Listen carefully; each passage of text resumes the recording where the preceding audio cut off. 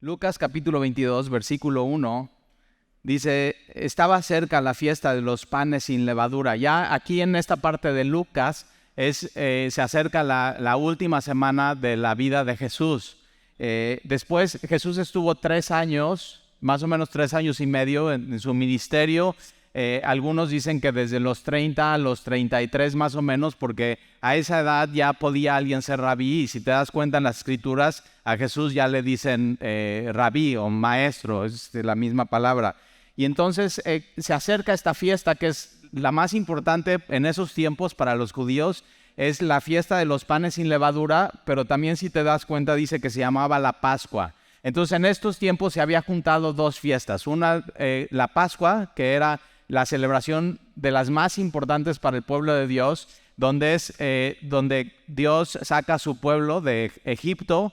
Ellos estaban bajo esclavitud, bajo mano dura de Faraón. Ellos estaban siendo oprimidos, eran esclavos, y Dios levanta a un hombre que se llama Moisés. Seguramente ya has escuchado de él. Eso lo puedes leer en Éxodo, y en Éxodo capítulo 12, específicamente cerca de la Pascua.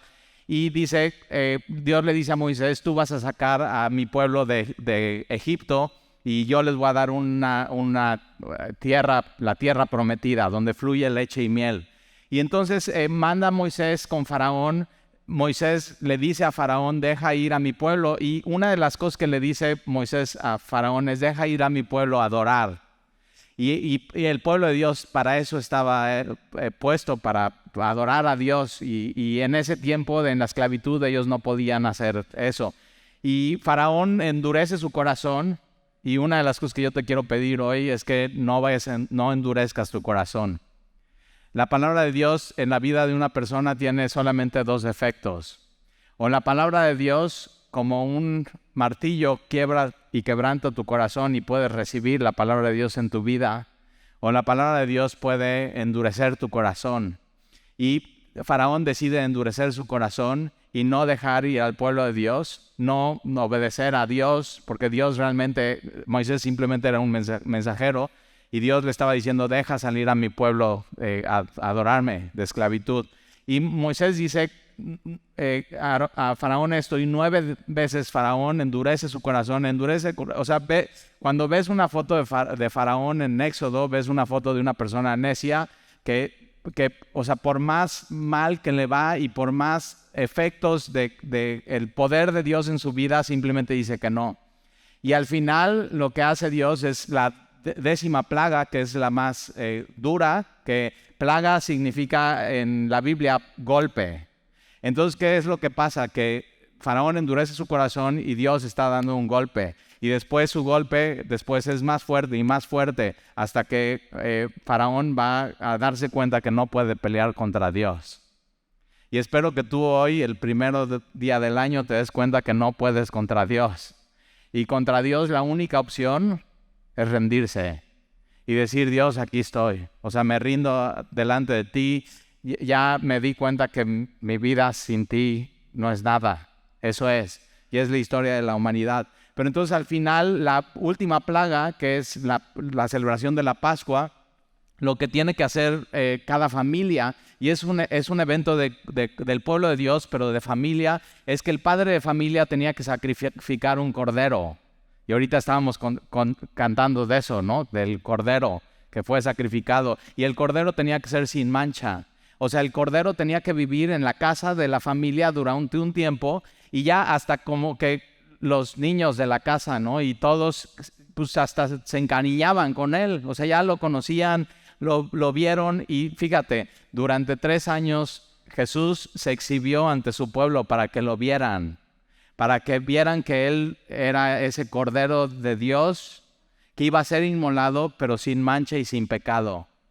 Al final de la vida de Jesús, cuando está parado frente a Poncio Pilato, después de examinar a Jesús y su vida, siendo como un ministerio público, haciendo bien su investigación, él puede decir, no encuentro ningún defecto en este hombre. Un Cordero sin mancha, sin arruga, sin un hombre sin pecado. Y entonces, ¿qué es lo que pasa? Que después de estar con el cordero en la casa, el padre de familia tenía que agarrar y tenía que sacrificarlo, tenía que poner su sangre en un lebrillo, en una tinaja, y tenía que salir con toda su familia al poste de su casa, de su puerta, y tenía que con un lebrillo hacer una marca de la sangre. Y por años, estos lo celebraban una vez al año los judíos, y por años ellos tenían que hacer esta marca en los dinteles de su casa, de un lado y del otro. Y los niños chiquitos viendo eso, y los abuelos, y el padre de familia, y la esposa, y todos, y los hijos diciendo, ¿por qué hacemos esto? Y es eso, para que recordemos que Dios nos salvó, para que recordemos que Dios nos redimió. Entonces lo que están aquí celebrando es un evento pasado que se conecta con Jesús, que Él mismo es el Cordero de Dios, que Él mismo iba a ser sacrificado, que Él iba a derramar su sangre por su pueblo. ¿Para qué? Para rescatarnos y para redimirnos del pecado. O sea, eso vino a hacer. Y entonces, ahora Jesús había celebrado ya muchas Pascuas.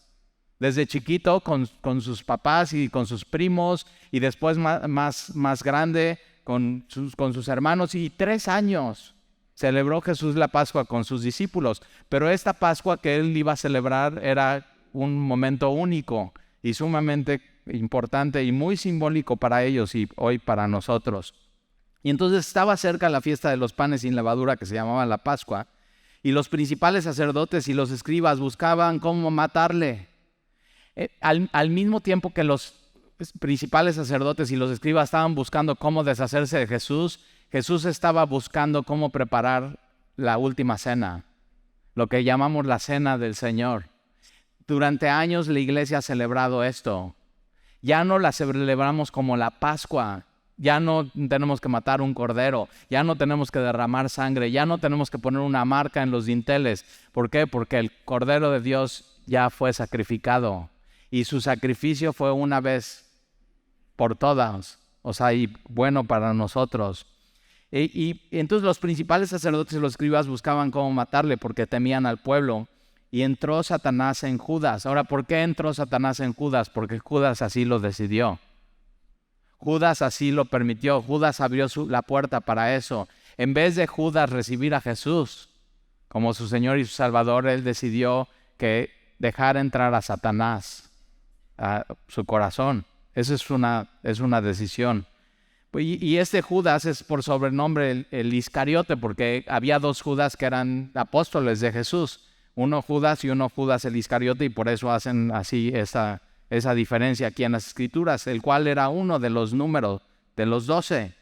Esto es tremendo. Cuando lees esto y dices, ok, de los más cercanos a Jesús, de los que echaron fuera demonios, de los que sanaron enfermos, de los que oyeron de boca de Jesús el sermón del monte, de los que vieron a Jesús caminar sobre el agua, uno de ellos decidió no creer en Jesús y dejar entrar a Satanás en su corazón. Es una decisión personal. Entonces, versículo 4, y este fue y habló con los principales sacerdotes y con los jefes de la guardia, de cómo se los entregaría. Y ellos se alegraron y convinieron en darle dinero. O sea, si te das cuenta, al final la avaricia en el corazón de Judas y el amor al dinero ganaron la batalla de su corazón. Y versículo 6, y él se comprometió. Tienes que saber, todos los que estamos hoy aquí estamos comprometidos con algo en la vida. Y Judas decidió comprometerse para ir en contra de Jesús y entregarlo a los principales sacerdotes y a los escribas y a la policía del templo. Pero nosotros hemos decidido, por eso cantamos y adoramos a Dios, y hemos decidido comprometernos con Jesús. Hemos decidido no darle cabida en nuestro corazón nunca más a Satanás, sino a Jesús. Y tienes que saber algo, la Biblia enseña, y eso Juan lo dice en una de sus epístolas, en 1 Juan capítulo 4, que es más fuerte el que está en nosotros y el que mora en nosotros que el que está en el mundo, que es Satanás. Entonces nunca tienes que temer a Satanás en tu vida. Tienes a Jesús en tu corazón. Y entonces Judas se comprometió y buscaba la oportunidad de entregárselo a espaldas del pueblo. Versículo 7, llegó el día. Entonces, al mismo tiempo que Judas está viendo cómo entregar a Jesús, Jesús está viendo cómo preparar la cena del Señor en el aposento alto. Está haciendo los preparativos. Fíjate cómo los dos tienen diferentes agendas en su vida. Y entonces, versículo 7, llegó el día de los panes sin levadura, la Pascua, en el cual era necesario sacrificar el cordero de la Pascua. Y tienes que saber esto, cuando lees la Biblia y entiendes, te das cuenta que era necesario que Jesús fuera sacrificado por tu pecado y mi pecado. No había otra opción para salvarnos, no había otra opción para perdonarnos, no había otra opción para redimirnos. Era necesario que Jesús muriera. Y entonces, el cual era necesario sacrificar el cordero de la Pascua. Ahora acuérdate, Juan el Bautista, cuando viene Jesús y lo ve, pone su dedo Juan el Bautista en Jesús y dice, este es el Cordero de Dios que quita el pecado del mundo. Durante todo su ministerio de Jesús, ese fue el mensaje.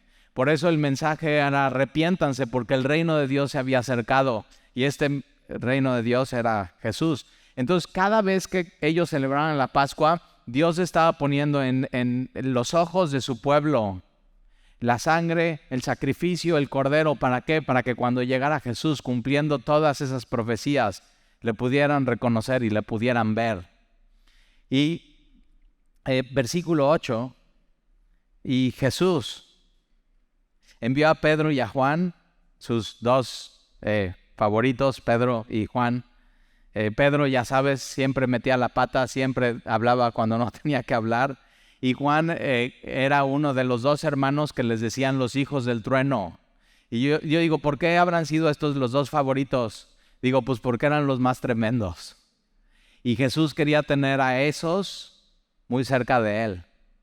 Entonces, si tú estás aquí hoy, y yo por eso digo, ¿y por qué Dios me puso a pastorear una iglesia? ¿Por qué Dios me puso a leer las Escrituras? ¿Por qué Dios me puso a estudiar? ¿Por qué Dios? Porque me quiere tener muy cerca de Él, porque ya me conoce. Y la iglesia es ese lugar. Hoy que llegaba en la mañana, ¿no? Y me encuentro una persona que tenía tiempo de no venir y así, digo, no lo puedo creer, bienvenida. Y yo digo, no, o sea, no soy yo quien te doy la bienvenida, te la da Dios aquí. O sea, y hay gente que así, que de pronto se separa de Dios, se aleja un poco de Él, se enfrían las cosas y Dios pone en tu corazón regresar a Él. Y Dios no te está condenando, no te está culpando, no te está achacando nada, sino está diciendo, qué bien que estás aquí. Y ahorita, o sea, vas a ver en la cena del Señor, vas a ver el corazón de Dios, vas a ver el corazón de Jesús. Y entonces Jesús envió a Pedro y a Juan diciendo, id preparar la Pascua para que la comamos. Y ellos le dijeron, ¿dónde quieres que la preparemos? Jesús no había dicho, por una razón, porque todavía no quería decir enfrente de todos dónde le iban a comer, porque no quería que Judas tomara esa oportunidad de avisar dónde iban a hacer y que interrumpieran este momento importante para ellos. Para Jesús, tomar la cena del Señor era un momento sagrado. Era un momento de mucha importancia. Jesús no quería que nada interrumpiera la comunión que Él iba a tener con ellos y que tú y yo hoy vamos a tener con Él. Jesús, ve el corazón de Jesús. Y entonces, ¿dónde quieres que la preparemos? Versículo 10, y Él les dijo, he aquí al entrar en la ciudad, ahora está hablando Jesús de Jerusalén. En estos tiempos, en la Pascua, era donde más judíos, y no solamente judíos, sino no judíos, venían a Jerusalén a adorar en el templo, a presentar sus ofrendas y sus sacrificios. Estaría llenísima la ciudad y en esos tiempos de Jesús había una gran expectativa del Mesías. Te voy a decir por qué. Porque ellos estaban siendo oprimidos por el Imperio Romano. Roma controlaba todo ese territorio y ellos no podían tomar decisiones, ellos realmente no podían adorar como deberían de adorar. Nada más chécate este detalle histórico. El vestido del sumo sacerdote que tenía que entrar una vez al año, por ejemplo, a derramar la sangre en el propiciatorio, en el lugar santísimo, no lo podían tener los judíos, sino lo tenía el Imperio Romano y tenían que ir por las vestiduras sacerdotales, pedir permiso, pedirlas prestadas y al terminar la ceremonia regresarlas. Ellos se sentían oprimidos como cuando estaban en Egipto. Ahora Jesús no vino a quitar la opresión del Imperio Romano. de ningún gobierno. Jesús lo que vino a quitar la opresión es del pecado de su pueblo. Y muchos de ellos no se daban cuenta. El sumo sacerdote, los escribas, los fariseos, no se daban cuenta que lo que más les oprimía en su vida era su propio pecado y que necesitaban ser redimidos y salvados por el Mesías. Y entonces, en Jerusalén, entonces, he aquí, al entrar en la ciudad, os saldrá al encuentro un hombre que lleva un cántaro de agua. Ahora, si la Biblia fuera mentira, ¿por qué da tantos detalles? O sea, si tú cuando lees fábulas, no da tantos detalles. Y cuando lees la Biblia, estos hombres fueron y vivieron todo esto con Jesús, escucharon. Lucas era un médico, no era parte de los apóstoles, y es un investigador, y va con cada uno de ellos y les está preguntando, Juan y Pedro, ¿cómo supieron dónde iba a ser la cena? ¿En qué aposento? Pues Jesús nos dijo esto. Y nos dijo que cuando entrábamos en la ciudad, oye, pero ¿cómo encontrar a un hombre cargando un garrafón de agua, un cántaro? ¿Y cómo seguirlo? Imagínate, en medio del bullicio. ¿Y era por qué? Porque tienes que saber esto, en esta época, quien cargaban los cántaros no eran los hombres, eran las mujeres. Entonces, encontrar un hombre cargando un cántaro era como algo muy, muy, muy difícil de encontrar en Jerusalén. Algunos dicen que era como una secta de judíos, que no había mujeres y que vivían juntos, y entonces el hombre tenía que hacer las funciones que hacía en ese tiempo la mujer. Y entonces imagínate, Pedro y Juan obedecen a Jesús, entran en la ciudad, hay bullicio, hay lleno de gente, y dice, no, pues ¿y cómo vamos a encontrar? Y de pronto pasa este hombre cargando el cántaro, y ellos lo empiezan a seguir, y los va a llevar hasta donde ellos van a preparar la Pascua. Ve el detalle de la Biblia. Seguirle hasta la casa donde entrare, y decida al padre de familia de esa casa, el maestro te dice, ¿dónde está el aposento donde he de comer la Pascua con mis discípulos? Jesús ya estuvo en esa casa, Jesús ya habló con el dueño de esa casa, Jesús ya arregló y hizo todos los preparativos para que ellos, Pedro y Juan, llegaran y dijeran, el maestro dice dónde es, y ese hombre les dijera, aquí, vengan aquí. Él ya tenía todo preparado. Tienes que saber esto, hoy vamos a tomar la cena del Señor, y Él ya tiene todo preparado para tener una comunión íntima contigo hoy. ¿Y sabes dónde lo preparó eso? En la cruz del Calvario. Porque tú y yo no podríamos tener una comunión íntima con Jesús si no fuera porque Él muere por ti y por mí, y nos redime, y nos salva, y nos perdona. Eso es. Y versículo 12, entonces, Él los mostrará un gran aposento alto. Ahora dice, y te imaginas cómo es un aposento alto. Bueno, es una casa normal de estos tiempos de la Biblia, y tenían 2 pisos normalmente. En el primer piso hacían todo lo de la vida, ¿no? Y tenían su ganado, y tenían su cocina y todo. Y en el segundo piso normalmente es donde dormían por el calor de Medio Oriente. Acuérdate, es desértico. Y entonces Jesús decide que en un segundo piso van a tener lo que llamamos la cena del Señor.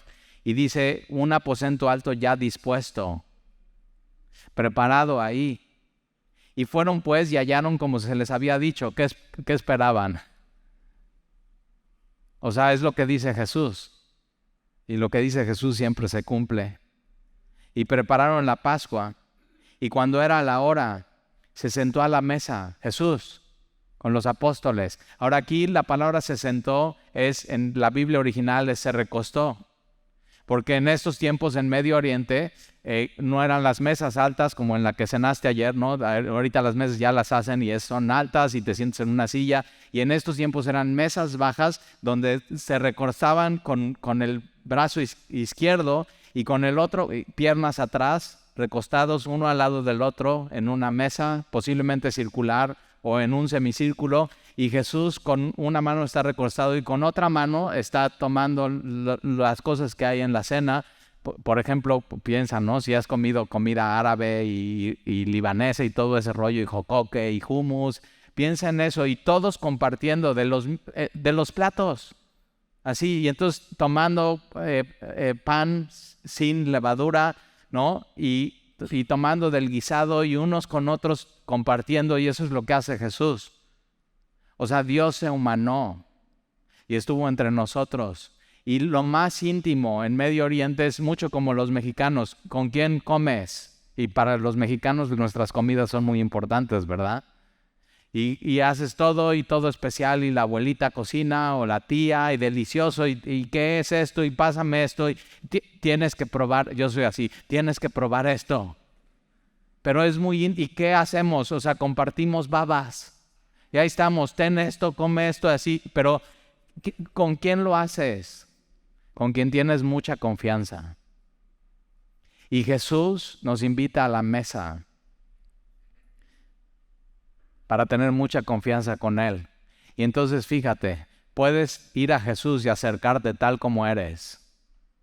Y no tienes que aparentar ser quien no eres. No tienes que aparentar ser más religioso de lo que eres, más espiritual de lo que eres. No, así, Él te conoce tal como eres y se sienta a la mesa contigo sabiendo quién eres y comparte contigo la cena. Eso se llama comunión. Eso se llama koinonía. Eso es lo que Jesús quiere hacer con nosotros. Por eso tomamos la cena del Señor. Y entonces Jesús se recuesta en el aposento alto y con él los apóstoles y les dijo, ¿cuánto he deseado comer con vosotros esta Pascua? No sé tú, pero yo ayer no somos mucho de desvelarnos, entonces en vez de dar el abrazo a las 12, dijimos, no, vamos a dárnoslos a las 11 y como que hacemos que ya y nos dormimos, así, ¿no? El reloj un poco más, ya estamos, ¿no? Todos y comiéndose las uvas y unos atragantándose y que las uvas que significan, todo así. Estos hombres eran así como tú y como yo. Como tú y como yo. Y yo estoy así, y ya nos acostamos, Andy y yo oramos y decimos, ya queremos ir mañana a la iglesia. Pero ve esto, ve el corazón de Jesús. Jesús les dice a ellos, ¿cuánto he deseado comer con ustedes esta Pascua? Y si tú estás aquí, tienes que saber que Jesús te está diciendo, ¿cuánto he deseado comer con ustedes hoy lo que vamos a hacer, la cena del Señor? Es su deseo que tú estés aquí, que le conozcas y que puedas tener intimidad con Él. Es su corazón. Muchas veces has escuchado eso. Es que tienes que ir a la iglesia, es que tienes que leer tu Biblia, es que tienes que orar, es que tienes... Y está bien, todo eso está bien. Pero tienes que saber esto, Dios quiere estar contigo.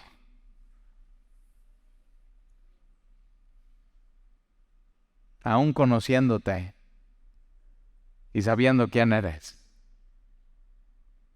No sé tú, pero a mí eso me rompe el corazón. Digo, o sea, yo me pongo a pensar y digo, ¿de veras? Y sí. Fíjate aquí, Jesús les dice, ¿cuánto he deseado comer con vosotros esto? Y es esa Pascua, porque es única y va a ser la última. Ya nunca va a ser la Pascua igual. Aquí Jesús está hablando de un evento pasado que una vez al año celebraban, pero ese evento pasado y la Cena del Señor, su raíz es la Pascua, pero para ellos es ese día, es presente.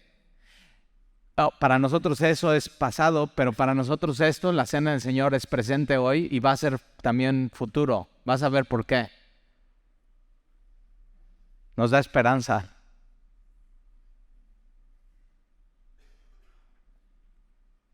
¿Cuánto he deseado comer con vosotros esta Pascua antes de que padezca, antes de que sufra, antes de que muera, antes de que sea sepultado, antes de que resucite?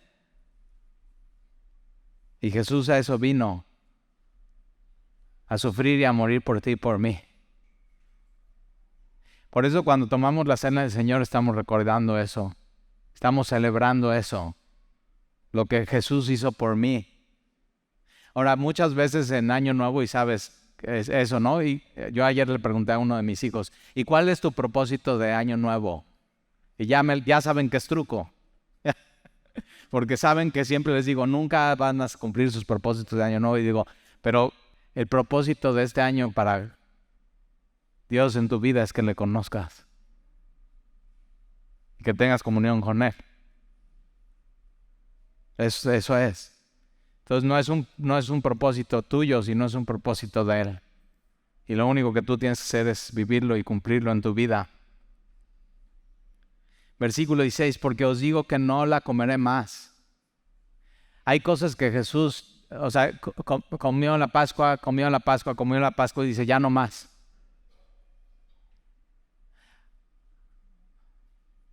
Jesús está esperando para volverla a comer con nosotros un día. Y entonces la cena del Señor es recordar eso, lo que Jesús hizo, y celebrarlo en nuestras vidas y no olvidarnos, pero también saber que un día vamos a estar delante de Él y la vamos a volver a comer con Él. Entonces da mucha esperanza. Esto es, hasta que el reino se cumpla en el reino de Dios. Y habiendo tomado la copa, dio gracias. Esta palabra en griego es una sola palabra, la has escuchado, Eucaristía. Por eso vamos a tomar la Eucaristía, y dices, órale, se oye muy religioso eso. Y es eso, no, vamos a dar gracias. ¿Por qué? De lo que Jesús hizo por nosotros. Entonces la Eucaristía. Y hoy 1 de enero es un buen día para dar gracias a Dios por lo que Él hizo por ti en Jesús, en la cruz.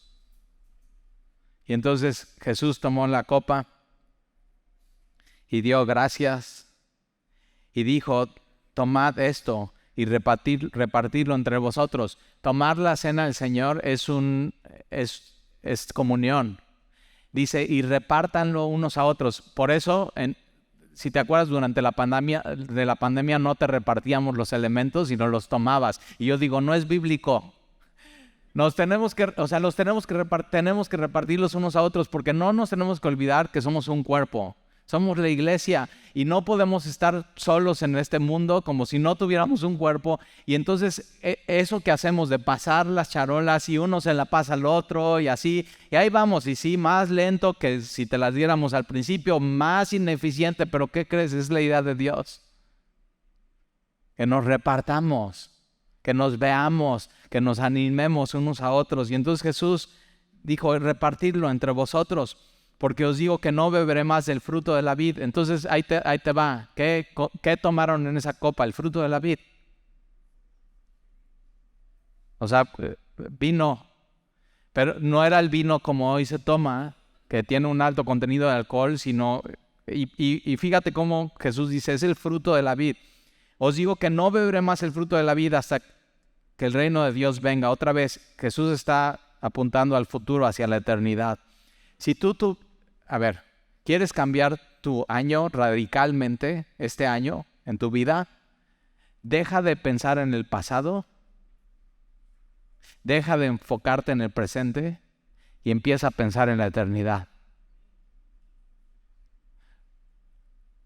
Pon tus ojos en lo que no se ve y empieza a caminar por fe. Va a cambiar radicalmente tu vida y tu año. Empieza a conocer a Dios. Y versículo 19, y tomó el pan y dio gracias. Tienes que escuchar a Jesús decir eso hoy. Y Jesús toma el pan y da gracias. Y lo parte, como su cuerpo iba a ser partido. Y lo reparte. Quien invita hoy a la cena del Señor es Él. Es su idea. Él lo organizó, Él lo planeó, Él los invitó. Y Él dio gracias, Él lo parte y Él dice, ten. Por eso, nadie se tiene que quedar fuera de la cena del Señor. Te voy a decir por qué. Porque si realmente tú crees en Jesús y ves y lees esto, y lo analizas, y quien está diciendo Jesús es, ten, toma. Si dices que no, le estás diciendo que no a Él.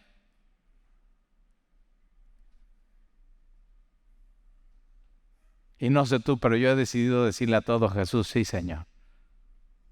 Sí, Señor. Y Él es Él es el que te está invitando a esto.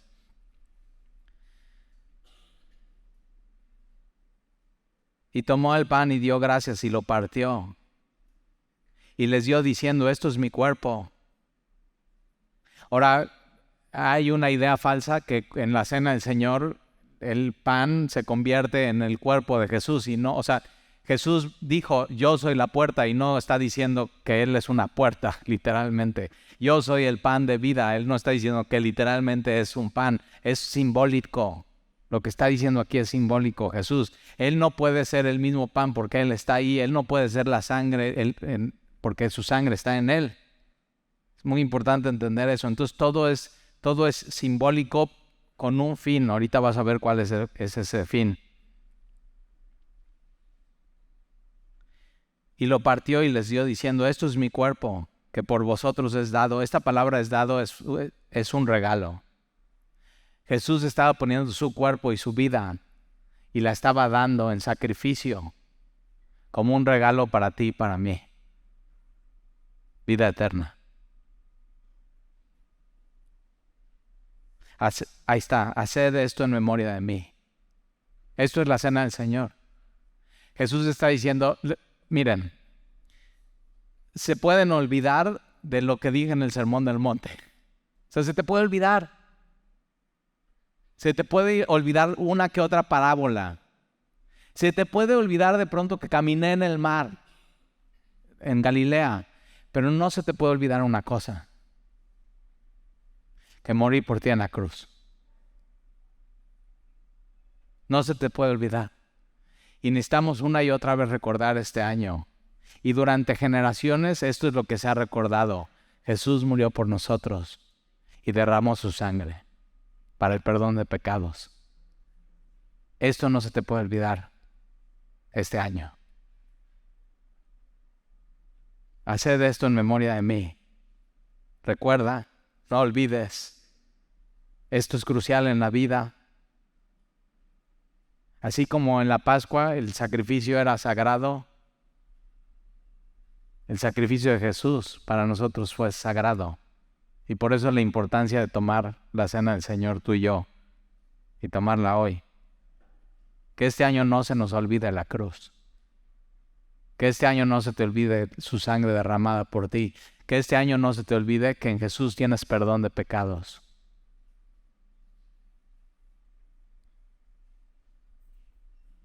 Pasados, presentes, futuros. Los pecados que aún todavía no cometes, que Dios ya sabe que vas a cometer este año, ya están perdonados en la cruz del Calvario. Cuando el efecto de la cruz es un efecto de sustitución, cuando Jesús muere por ti, toma todos tus pecados, los pecados de la humanidad, y muere por ellos. Y cuando Dios te ve a ti, no te ve a ti y tu pecado, sino ve a Jesús, que fue sin pecado.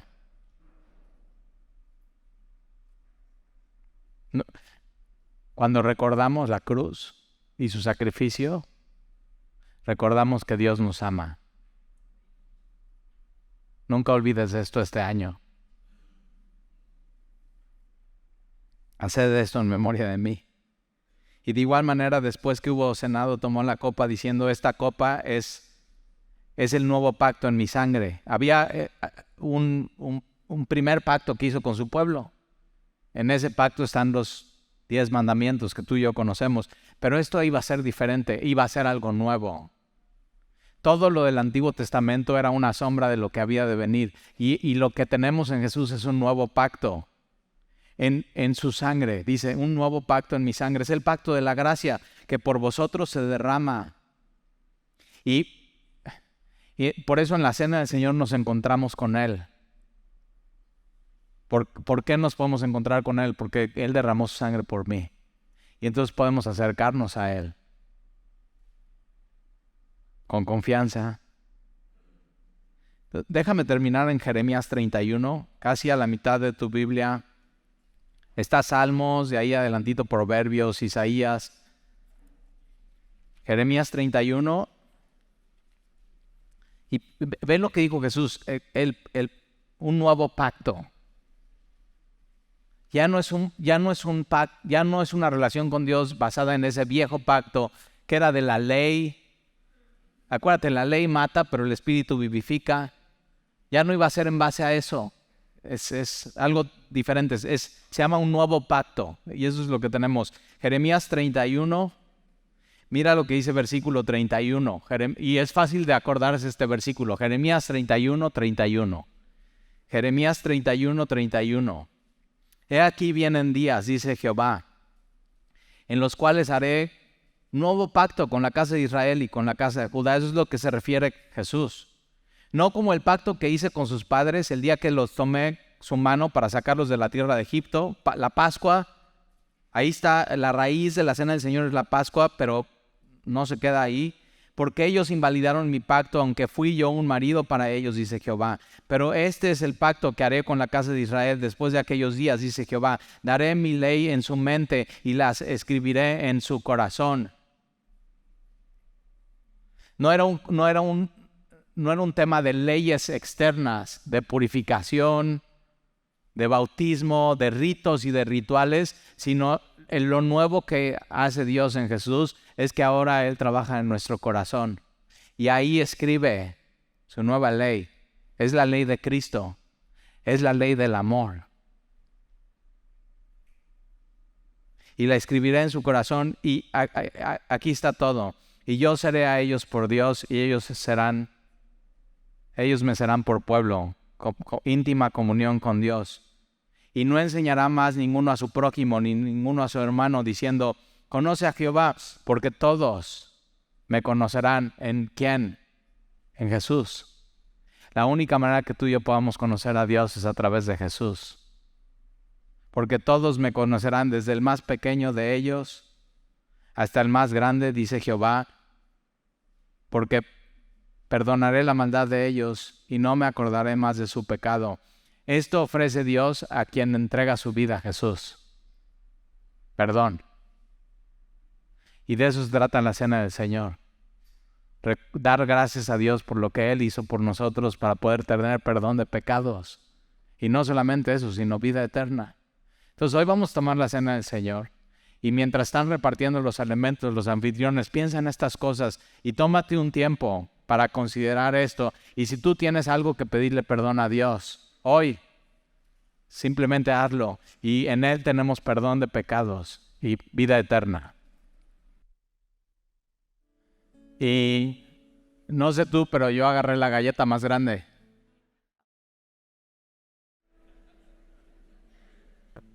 Porque tomar la cena del Señor es reconocer que tienes una gran necesidad de Dios en tu vida. Tomar la cena del Señor con discernimiento es reconocer, necesito humillarme delante de Él. Tomar la cena del Señor es reconocer que tú necesitas a Dios este año en tu vida y que sin Él no puedes.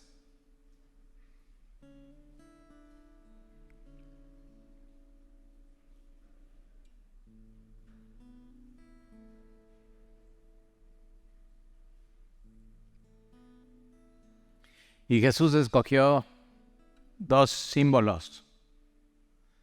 El fruto de la vid. En cualquier lugar del mundo se puede encontrar esto. Jugo de uva. Y es barato, es fácil de encontrar, es algo muy sencillo. Entonces mira, el Rey del Universo escogió dos cosas muy sencillas para pintar una vez más un cuadro de lo que Él hizo en la cruz por ti y por mí.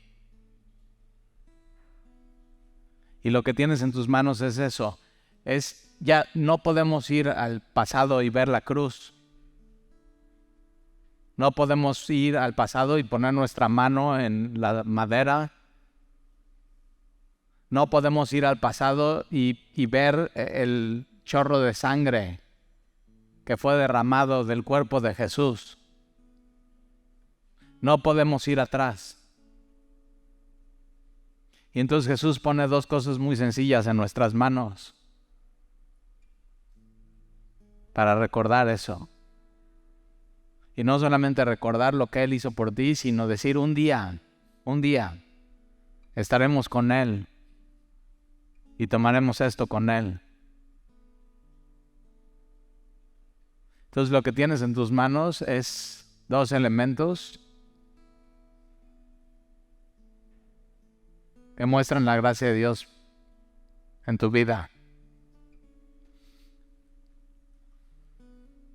Cuando comemos el pan, y ahorita todos juntos lo vamos a comer. ¿Y por qué lo hacemos todos juntos? Porque somos su cuerpo y todos estamos necesitados de Él. Pero cuando comemos el pan, tienes que recordar que el cuerpo de Jesús fue molido por ti. Que el cuerpo de Jesús fue golpeado por ti.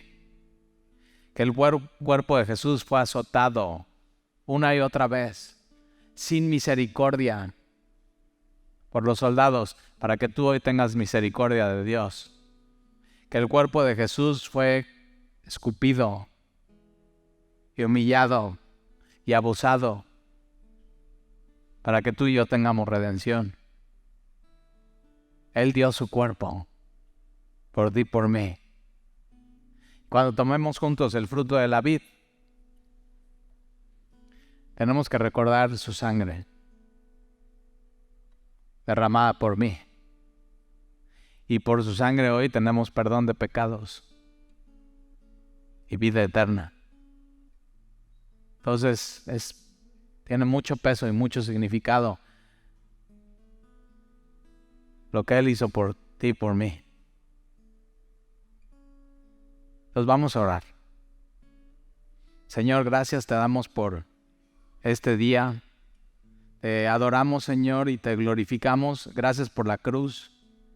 Gracias por enviar a tu Hijo Jesús. Gracias porque Él vivió una vida sin pecado. Porque Él siempre, desde la eternidad hasta la eternidad, ha sido Dios y ha sido santo, santo, santo. Y nos enseñó cómo vivir.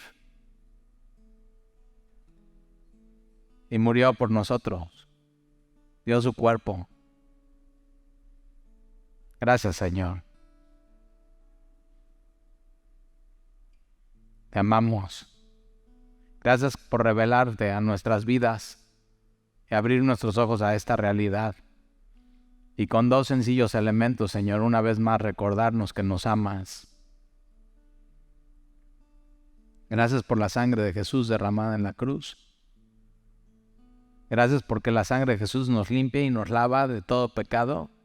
Y hoy podemos comenzar un año nuevo, perdonados, limpios, sin culpa y viendo para adelante. Porque no hay condenación para los que están en Cristo Jesús. Entonces te pedimos, Señor, que este año no se nos olvide la cruz. Nunca. En cada decisión que tomemos, en cada paso que demos, no nos olvidemos de tu amor. Que tu Espíritu Santo constantemente nos recuerde. Gracias por escribir en nuestros corazones tu ley, la ley de Cristo, la ley de amor. Gracias por transformarnos de dentro para afuera. Síguelo haciendo, Señor. Te necesitamos. No hemos llegado. No estamos ni cerca. Por eso estamos desesperados de ti hoy, Señor. Gracias por tu bendición y tu mano sobre nosotros, tu cuidado. Y te lo pedimos, Señor, en el nombre de Jesús. Amén.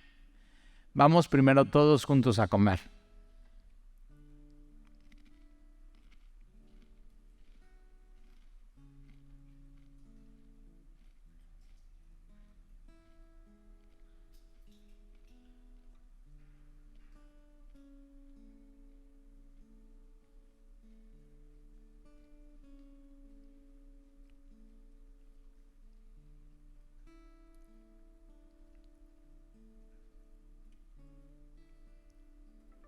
Vamos todos juntos a tomar.